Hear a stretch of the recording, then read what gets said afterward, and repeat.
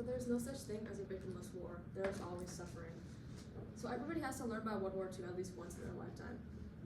So when I first learned about World War II, it was in 8th grade, and before that I did not even know about that, which is very odd to say because I was pretty grown at the age, so it was a little weird, but imagine how weird it was to learn about Anne Frank, the Holocaust, gas chambers, anything like that, just in school in 5th period. It was just very weird to me.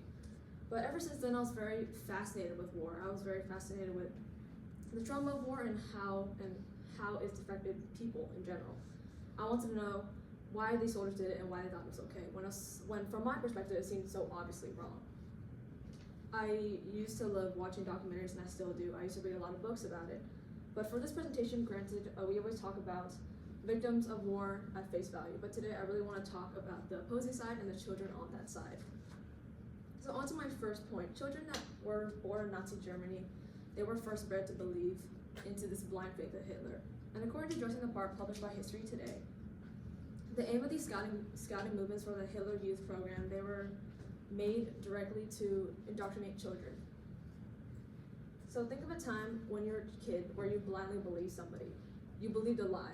For example, maybe Bloody Mary, or you believed that like chocolate milk came from brown cows, I don't know. But imagine as a kid, one time when you just followed your friends. Did they influence the way you act or the way you dress? Maybe they probably did as a kid. Especially as children, as these kids in the Hitler Youth Program, they were very much keen into being like a group. They followed their group, and it made them feel safe to be a part of something. And furthermore, now that we know this kind of information about these children, it applies to my next point. As with all children, when exposed to certain elements, research indicates that there's a direct correlation to their negative behavior. So according to Innocent in a Guilty World, published again by History Today, the Gestapo, which is the Nazi police force in Nazi Germany that enforced Hitler's regimen, they enforced swastikas and propaganda all around town. They put up posters that was very inspirational for these young children to look up to Hitler, such as these. So for these propaganda for everyone to see, it very greatly impacted and influenced the way they thought and the way they believed. It kind of painted Hitler as this sort of god for them. They wanted to impress him, they wanted to do everything for him.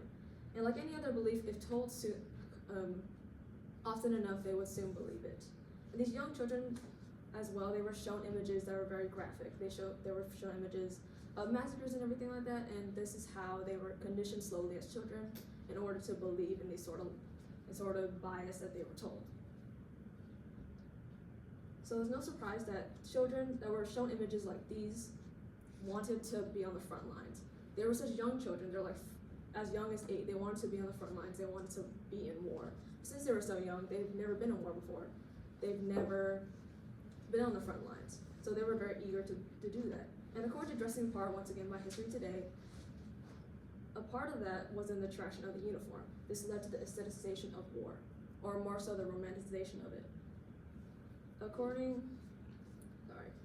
Just like in the movie Jojo Rabbit, I don't know if you know, directed by Taika Waititi in 2019, it's very much a movie about the same, what I'm talking about. A young boy, for example, in the movie, he wants to be like Hitler, he wants to be his first right-hand man, he wants to be in war. But he realizes soon on that he's not like these other kids. He's not mean, he doesn't want to kill. But since he's in this group, he kind of slowly believes in it.